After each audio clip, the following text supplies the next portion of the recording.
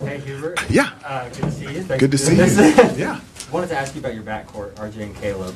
Just the growth you've seen from them over the last month or so, and how it sort of culminated last weekend and everything they were able to accomplish. Well, it's not just the growth over the last, month or a couple of weeks. It's the growth from last year to this year.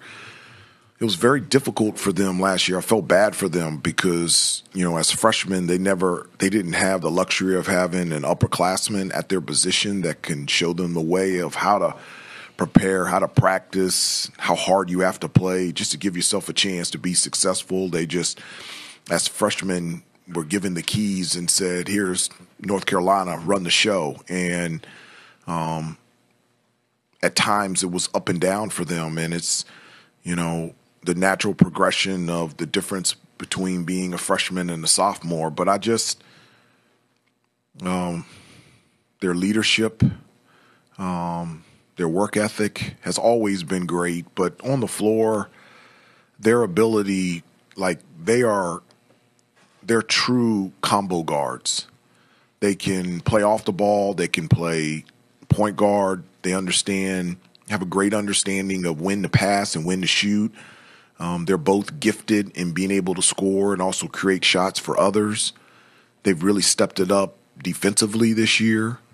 And the part that I'm really proud of is they're doing a great job of taking care of the basketball. That was an area that we really struggled in at the beginning of the year, especially last year. And it was an emphasis for us to limit turnovers. And they have the ball in their hands most of the time. And their decision-making has just been really good. Hubert, are you surprised that this has never happened before, like the Duke-UNC meeting? I am. I'm very surprised. I can't believe the last time that we both been in the Final Four was when I was 20 years old in 1991. And so I am surprised that it hasn't happened before. And I think it's very funny that the last two times that we've been in the Final Four, I've been at the Final Four. So I am surprised as celebrated and as successful as both programs have been. For us to not have met in the Final Four very many times is very rare and surprising. Ever. What's the significance of that for college basketball, the sport? What do you think it means? The significance, I don't know, and I don't really care, and I'm not even thinking about it. Right now is the only thing that, and I've said this to you guys before, our focus needs to be on what allows us to prepare the best, practice the best, and play the best. And so focusing and taking time on anything outside of our preparation, our practice, and our play just doesn't have any benefit for us in order for us to be the best that we can be on Saturday. So Duke Carolina, the significance, Coach K's last season, those things, even though that is a story and that's relevant, it doesn't help us on the floor. And so our focus is on what helps us on the floor, and it's our preparation, our practice, and our play. I've told the guys, you got to turn down or turn off the noise from the phone, the family, and the friends, and the fans, and focus on what's ahead of us. And so that's my approach. That's my communication to the players, and they've done a really good job of focusing on what's most important and what's needed.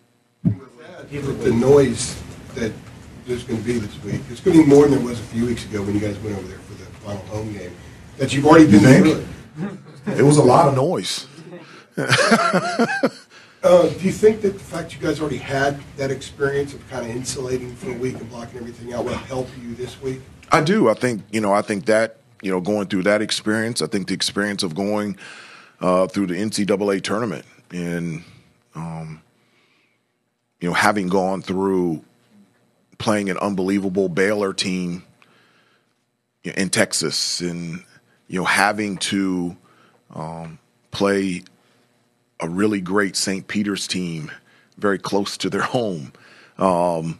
We've had to block out the noise all season. At times, we haven't done it as well as we should at the beginning of the year, but the latter part of the year, I think the guys have done a tremendous job of that. And so and I expect them to be able to do it this week. As a follow-up to that, how much did you have to kind of work it to get them to the point where they could block out the noise? Because the noise was going on, excuse me, through the year, and it was negative at times and highly positive at times. Well, again, a lot of this growth has happened because of the shared experiences that we have had this season. This was a year of newness. It was new head coach, new coaching staff, new players.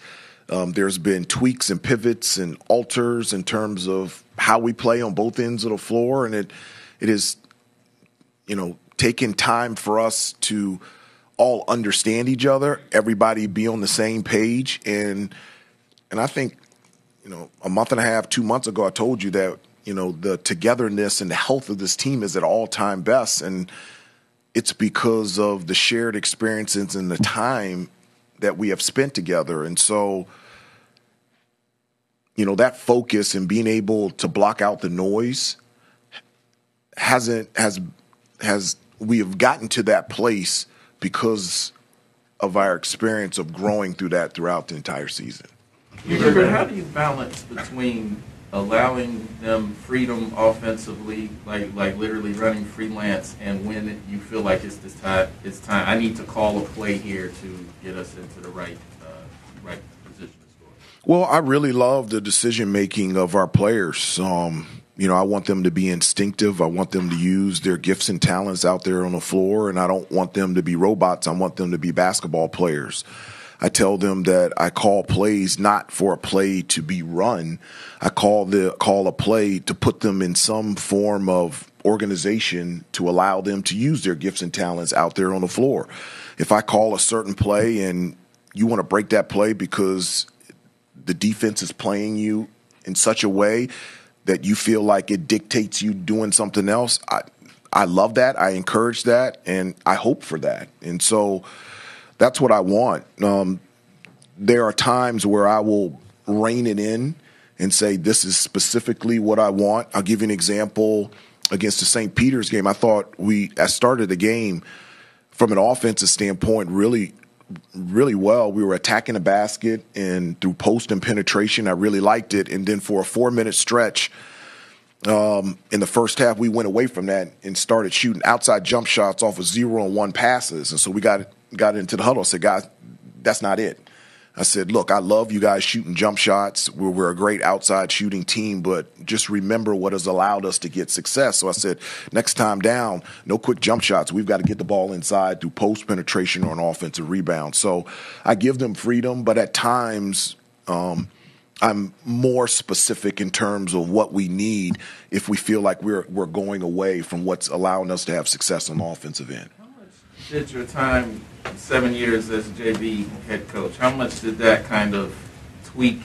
Did you kind of tweak and develop, the style that you're using now as far as that's concerned? Not necessarily the style. I think the experience for 7 years being a head coach for the JV program put me in a position to make decisions. Obviously on a much lesser scale, but you're still making substitutions. You're still making play calls, you're still putting together practice plans and running practice, you're still dealing with individuals and personalities and relationships. And so I think those things definitely translate and have put me in a position to be familiar with things that I need to be thinking about as a head coach. And I don't know where I would be without that experience of for 7 years being the JV coach.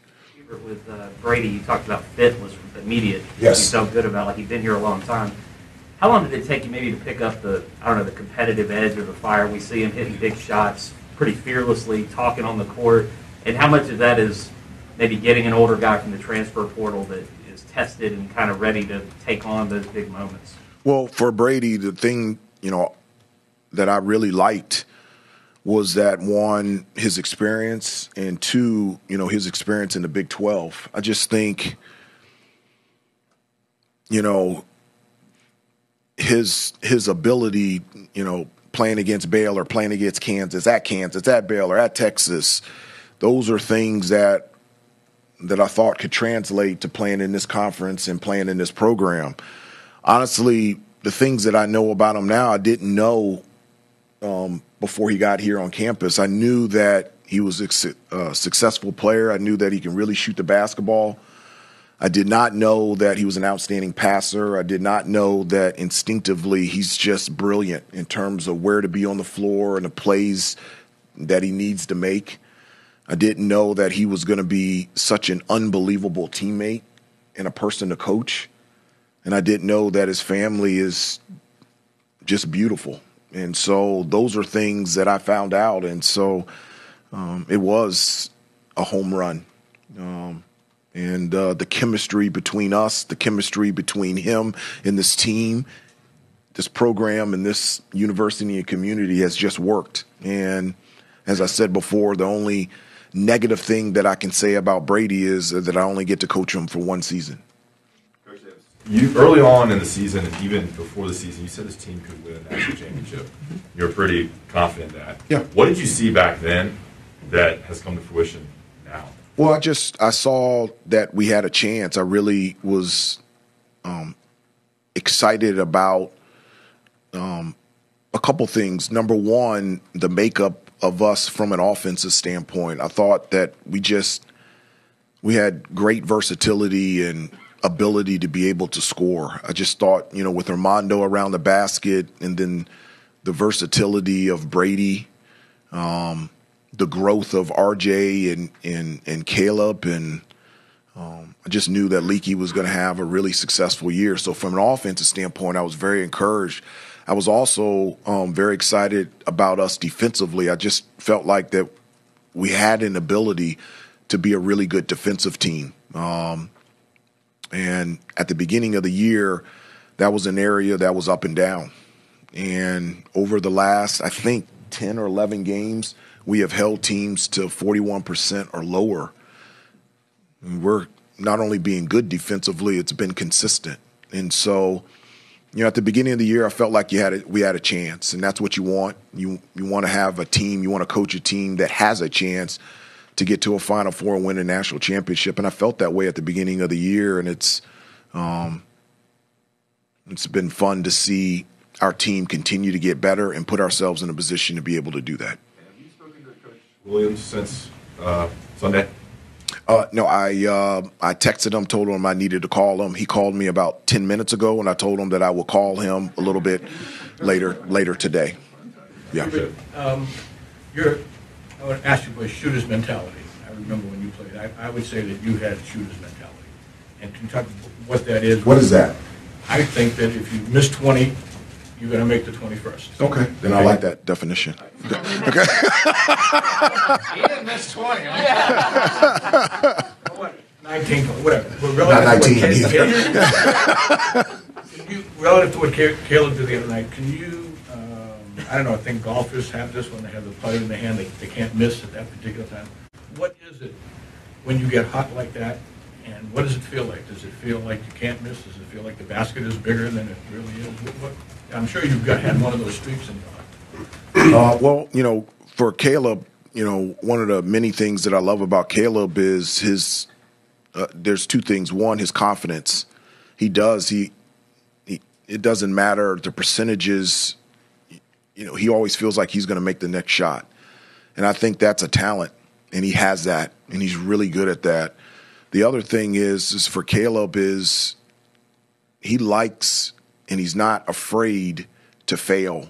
He likes being in that situation to take the shot, to be in those pressure situations and to be able to step up. I don't know where we would be without Caleb. I mean, he was struggling from the field, and he hit a big three in overtime against Louisville. He made the pass to Brady at Clemson, and he made a big three on the road, and he was struggling from the field.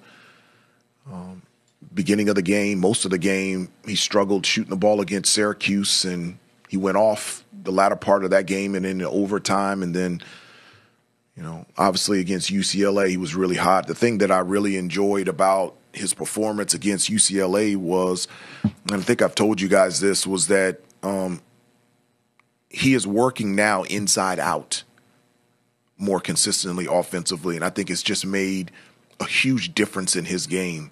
I've always felt like because of his length and his athleticism, he can get to the basket pretty much anytime he wants. And now he's establishing himself at attacking the basket and then working himself out, shooting the ball from the outside. And I just think he's a brilliant player, but he's so much better when he does that, and consistently he's been doing that. You had to speak like that at Duke when you were a senior, where you couldn't miss. Well, I didn't go inside. I wasn't as athletic and as talented as Caleb. The Dukies were all cheering for you. That was you were so good that night. It was the only time the students. Well, I remember we lost the game, and that's what I remember. Earlier in the year, to your point, Caleb, it seemed like he was struggling when he would get into the paint, trying to decide exactly how to score, and the field goal percentage was not there. Against UCLA, against St. Peter's, he was converting a lot of those difficult shots to the rim.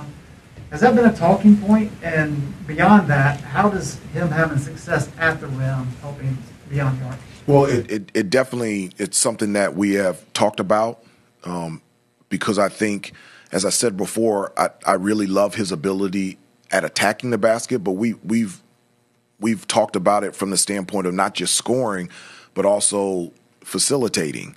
I think it's, what are we, 14-0, 15-0 when Caleb has 5 assists or more, and I tell him that before every game because he's that talented that not only can he score, he can also create shots for his teammates, and he's not only has he bought into that, he's accepted it, and he's embracing it, and he's really seeing like the success from that. And so that's something that we have worked on, on the off season. We worked on finishing around the basket. I felt like that was an area that he struggled in last year, especially with his offhand. He's doing a much better job at that. And I think he's doing a much better job of understanding when he gets into the lane, those little pocket passes that he was making to Armando. He wasn't making that last year. He wasn't making that consistently at the beginning of the year. Those are plays that he's doing right now, and that's what it's allowing him to have success and for everybody to see that he's a big-time guard. With the defensive growth, how much of that was the other guys seeing what Leakey's capable of and being like, I need to step up my game? I definitely think that they have looked at Leakey and seen the benefit of what defense can do to help our team. I think the guys have understood the benefit of playing good defense and what that means for them personally in terms of playing time. And I also think that they have seen the benefit as a team, what that does for our success. I cannot remember what game it was, but, it was just clearly identified that when we play defense, when we rebound, and when we take care of the basketball, we don't lose a game. And so what brings faith is us saying something and then them doing it and then it working out. And I think for them, us talking about it and then them doing it and them seeing the benefit of it has just grown tremendous faith in what we're doing and what we're all about and how it's successful, not only for the team, but for them individually. And we're just in a really good spot right now. Coach, you've already talked about just how big this Final Four matchup is and the pressure and even the noise, how you've addressed that with the players. But can you dive a little deeper into the conversations you're having, even on an individual level, perhaps with some of your guys, how you're keeping them grounded in this unprecedented environment? And maybe you can answer that for yourself, too, the conversations you're having with you right now, going into such a high-pressure situation. I don't have to have conversations with me. I know it's hard. It's very difficult to understand this, but, as big and as exciting as this game is on Saturday and being a part of the Final Four, I've been to the Final Four. I played 12 years in the NBA. And so it's a game. And so there's nothing to be nervous about. There's no anxiety. There's no conversations to be had with the players other than what's most important to us. And the most important thing to us is how we're going to prepare this week, how we're going to practice, and how we're going to play. everything else is insignificant. It just isn't. Honestly, the thing that I have talked about the most is getting all your family and friends travel arrangements done. They have a deadline at 5 p.m. today. You have to have all your ticket requests in, all your family stuff in, so that that's all done. The rest of the week, it's all about us. It's all about our preparation. And the other thing that I have expressed to them, and it's because of the joy that I feel, is that I know what they're going to see. I know what they're going to experience. When we practice on Thursday and they go out and they see that stadium, and when we go out and practice on Friday and there's 30,000 at our practice and we're one of 4 teams in the country still practicing, those are the things that I talk about, not from a standpoint of pressure, but out of thankfulness and appreciation and joy for where you are and the hard work that you have put. And I want them to enjoy it. This is not a time of pressure and anxiety, and it's a time of joyfulness and thankfulness and peace and celebration. And so a little bit different than what you're talking about, but those are the conversations that we're having with the team. In 91, do you remember the potential? After Andrew, like, I've got next, so go ahead, Andrew. Okay. Do you remember like the potential hype of that matchup? I know it didn't come to fruition, but you guys were both there in 91. The potential of playing Duke and that's no. That was not even talked about with Coach Smith. It would be a waste of time to think about the possible matchup that we could play Duke in the final in 1991. We were playing Kansas. Our focus and our attention was on Kansas, and we didn't play our best game, and Kansas won. There was no thought, no time. I don't have any memory, and I know that we spent no time thinking about the possible matchup. We were focused on Kansas and trying to win that game, and we ended up didn't win it. I have 2 questions from some out-of-town folks. Pat Forty from Sports Illustrated. Coach, how did you stay so positive with your team early in the season? Why wouldn't I stay positive? I love these kids. They're great. Like, what is there to be negative about? They're kids. And so my job is to help, encourage, love, coach, support. That's my job.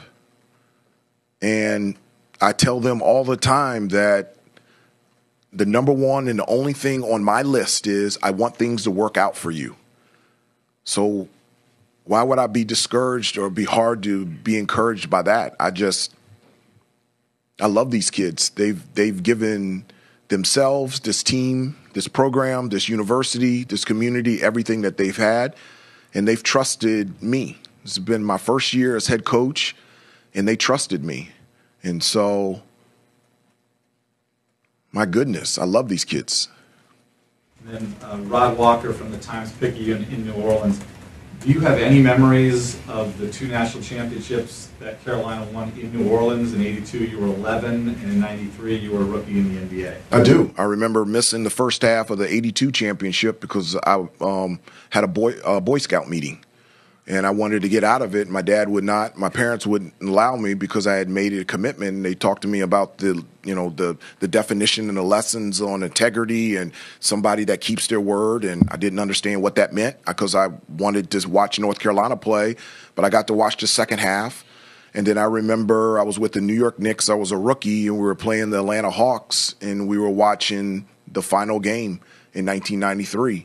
And it was a feeling of joy, and it was a feeling of sadness. It was a feeling of joy because the guys, I had played with most of them, with the exception of the freshmen. I had played with Donald Williams and Pat Sullivan and Eric Montross and George Lynch, and I was so proud and happy and joyful for them. And then I was also sad because that had always been my hope and my dream, was to cut down the nets in a Carolina uniform. And I knew that I would never have a chance to do that again. And so I was sad, too. Back here, we got about 5 more minutes. Has Armando gotten the credit, you think, from nationally that he deserves for the type of play he's had with, especially when you have all these big men leave and he's sort of the guy for you guys as far as a presence inside? Do people appreciate what he does enough, you think? I don't know. Do you? Oh, I know I do. I know I do. I not only appreciate his play, I appreciate his personality. I appreciate what he has done in the classroom. As you know, he was on the dean's list the last semester. I appreciate what he's meant to this program. I can't tell you what a driving force for me as a coach is for him. Like what, the first couple years, one, we weren't going to go to the NCAA tournament, but there was no tournament because of COVID. And then last year we lost he had never won an NCAA tournament game. And so for Armando, I wanted him to experience what Carolina is like. And it's just been great seeing him be celebrated individually, but also experience the success of our team and our program. And I remember the first time that I ever saw Armando play, and I'm so thankful that I ended up in that gym and that he's a part of this program and that I get to coach him. I love him to death. Hubert, how much of an impact has Sean May had on Hubert in terms of, this being his first year, he could be on court coaching and that kind of being his position? Well, I think that's so valuable to have Coach May on staff, that now he can be on the court with them. Sean is so accomplished, not only here but also in the NBA. He's a fantastic coach and communicator, and his relationships with the players are just off the chart. And I just think it's really important, like, for a big guy to have another big guy on staff that played at that institution and played in the NBA.